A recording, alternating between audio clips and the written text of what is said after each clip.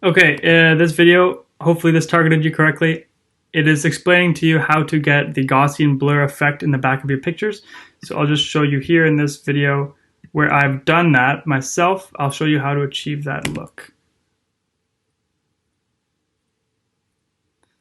So you can see here, this is the picture itself, and then in the background is this picture itself blown up, filling up the rest of the frame as with a blur.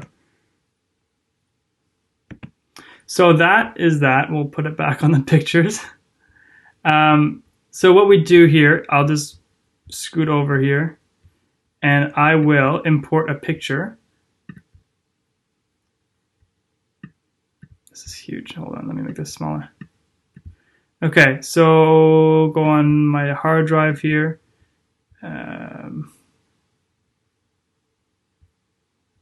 Where do we want a picture from? Owl Cafe. Those are pretty crazy pictures. Pick. Okay, here, picture right here. Owl. Owl. These are good ones. Okay, we'll take these 2, 3, and then we'll drag these here. Okay, so now that they're in our timeline, obviously you can put them in your folders here too. Whether you do that first or after, it doesn't matter. But now that they're in our timeline here, we can take them. Okay, so what you want to do is you want to, first of all, you need 2 of the pictures. So you're going to get your cursor at the front and you're going to select all your pictures. And then you're going to paste the pictures below. So you have 2 rows of pictures, of the same pictures. Doesn't matter. You can turn this one on and off. Doesn't matter. You can turn this one on and off. Doesn't matter. But it will matter because when you turn both off, they'll disappear. But when you have one or the other on, they'll be there because they're 2 of the same pictures over top of each other. Okay, it's pretty clear. But what you want to do to get that effect here is, so this is the bottom layer and this is the top layer, obviously, similar to Photoshop. So if this is the bottom layer, what you want to do is you want to bring this over here. Okay, so you want to, first of all, you want to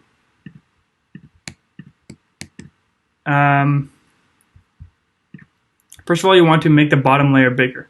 So we're going to scale this up like that. Whatever size you want to make it, whatever color you want, doesn't matter.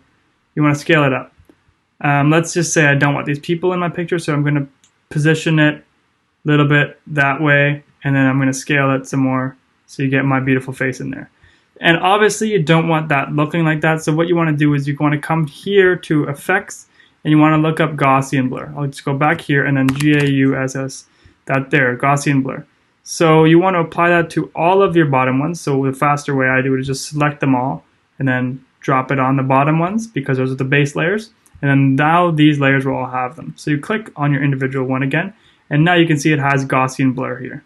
So what you want to do is just drag the blurriness up. Drag it up to 700, doesn't matter, whatever you want, it'll affect the blurriness.